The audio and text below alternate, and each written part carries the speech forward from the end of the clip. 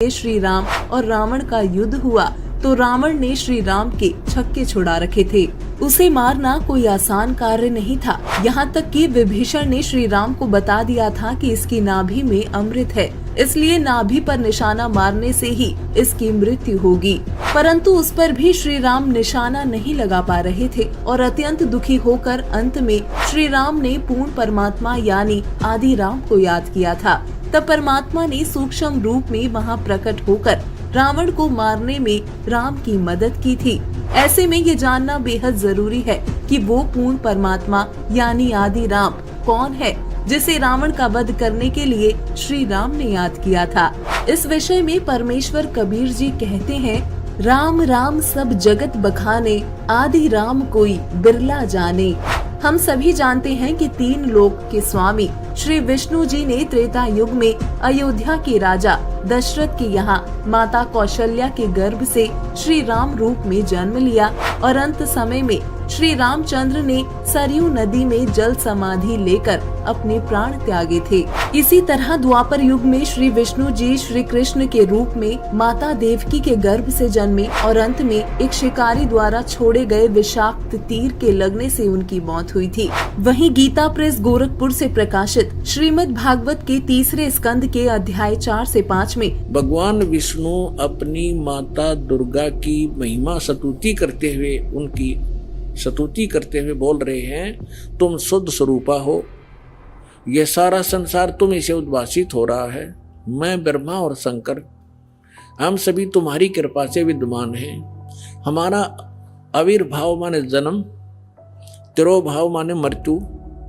हमारा तो जन्म और मृत्यु हुआ करता है, केवल तुम ही नित्य हो, जगत जननी हो, प्रकृति और सनातनी देवी। देवी पुराण के इस उल्लेख से ये स्पष्ट है कि तीनों देवता नाशवान है तथा ये तीनों देवता तथा इनके अवतार आदि राम यानी सृष्टि रचनहार अविनाशी भगवान नहीं है। उसको पाने का ये मंत्र है, नथिंग एल्स। तो श्रीमद् भगवद गीता जी में ना तो हरे राम हरे कृष्ण राधे राधे श्याम मिला दे, ना सीताराम और ना ही ओम नमः शिवाय, ना ओम भगवते वासुदेव नमः। ये मंत्र लाए कहाँ से आप? ये मंत्र कहाँ से लाए आप? गीता जी अध्याय नंबर 16 के श्लोक नंबर 23 में आपकी गीता जी में लिखा है कि शास्त्र विधि को त्याग कर जो मनमाना आचरण करते हैं, ना उनकी गति होती है, ना उनको सुख होता है, ना कोई सिद्धि प्राप्त होती है। तो यूजलेस, क्या फायदा डले डोने का। अब धर्मदास जी ने सारा कुछ सुन लिया तो परमात्मा बता रहे हैं कि 8वें अध्याय के 8, 9, 10 में गीता ज्ञानदाता कहता है कि उन श्लोकों में कहा कि उस परमात्मा की भक्ति करेगा उसको प्राप्त होगा। उसका मंत्र बता दिया 17वें अध्याय के 23वें श्लोक में कि ये मंत्र है। इसके अतिरिक्त जो भी आप जाप करते हो, इति निर्देश है, फाइनल फैसला आपकी गीता जी में ओम तत्सत इति निर्देश है। निर्देश है माने डायरेक्शन, बाय ऑर्डर। इसके अतिरिक्त कोई मंत्र नहीं। और तुम कहोगे कि ये पुराणों में लिखा है, फलाना लिखा है, तो पुराण अलग चीज है। पुराण किसी ऋषि और इस ब्रह्मा के सत्र की है, और गीता और वेद जो है ये गॉड गिवन ग्रंथ है, ये परमात्मा का विधान है। और पुराणों के अंदर जो आदेश है किसी अन्य ऋषि और इस ब्रह्मा विष्णु महेश के सत्र का है, ये भगवान नहीं है। ये विधान नहीं बता सकते, परमात्मा का चेंज नहीं कर सकते। बता सकते हैं, अगर वेदों के अनुसार बताते हैं तो कोई दिक्कत नहीं, कोई बताओ, और गीता के अनुसार बताते हैं।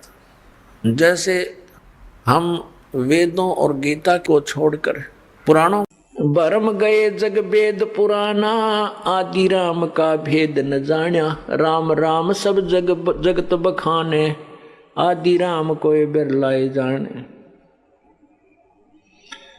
अब हम सभी राम राम तो करते हैं, कोई रब्बा रब्बा करता है, कोई अल्लाह अल्लाह करता है, कोई खुदा खुदा करता है, कोई गॉड गॉड करता है। परंतु वो गॉड कौन है, गॉड की डेफिनेशन भी पूर्ण रूप से नहीं बताई गई अपने को। परमात्मा की, राम की परिभाषा से भी हम परिचित नहीं हैं। राम राम तो सभी कहते हैं, भगवान भगवान सभी कहते हैं, लेकिन आदि राम कोई बिरला जाने। आदि राम सबसे पहले के प्रभु, परिभू, स्वयंभू। यजुर्वेद अध्याय नंबर 40 के मंत्र नंबर 8 में कबीर मनीषी, ओहो, शुक्रम अकायम ऐसनाविरम परिभू स्वयंभू व्यवधाता। तो उस परमात्मा का, कबीर भगवान का, कबीर मनीषी यानी कबीर सर्वज्ञ, मनीषी माने वास्तव में विद्वान कबीर ही है। और वो शुक्रम अकायम ऐसनाविरम, उसका शरीर, परमात्मा का जो शरीर है वो माता पिता के योग से, शुक्र से नहीं बना। शुक्रम अकायम, माता पिता के योग से, शुक्रम से ना बन करके स्नायु रहित है, ऐसनायु का शरीर है प्रभु का। वो स्वयंभू है, वो परिभू है। परिभू माने सबसे पहले प्रकट होने वाला परमेश्वर, और स्वयंभू माने स्वयं, उसका कोई उत्पत्ति। जैसे एक मित्र था किसी व्यक्ति का, दरोगा जी SHO, और उसका कोई पड़ोसी उसने तंग घना करे था। उसने अपने मित्र SHO से कहा कि ऐसे ऐसे एक व्यक्ति मुझे बहुत तंग करता है, कुछ समाधान बता। उसके मित्र SHO ने कहा कि तू मार लठ उसका, मैं आप देख लूँगा। उसने गढ़ दे। अब उसने आंगा पा गया, आदेश मान लिया उसका, अपने मित्र SHO का, अपने पड़ोसी के साथ झगड़ा कर लिया। झगड़े में उसका कान पर लठ लग गया, मर गया उसका पड़ोसी।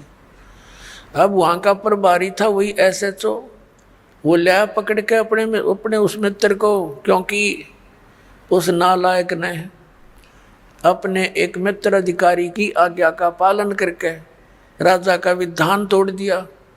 राजा का विधान था कि यदि कोई किसी की मृत्यु हत्या करेगा तो उसको सजा मौत मिलेगी। अब उस राजा के विधान के टूट जाने से, अपने मित्र की आज्ञा का पालन करने से उसको सजा मौत होगी। तो परमात्मा कहते हैं कि कबीर साहेब के आप जी उन वेदों और गीता के अतिरिक्त कोई और अन्य साधना करते हो तो वो आदेश भगवान का नहीं, विधान नहीं मालिक का।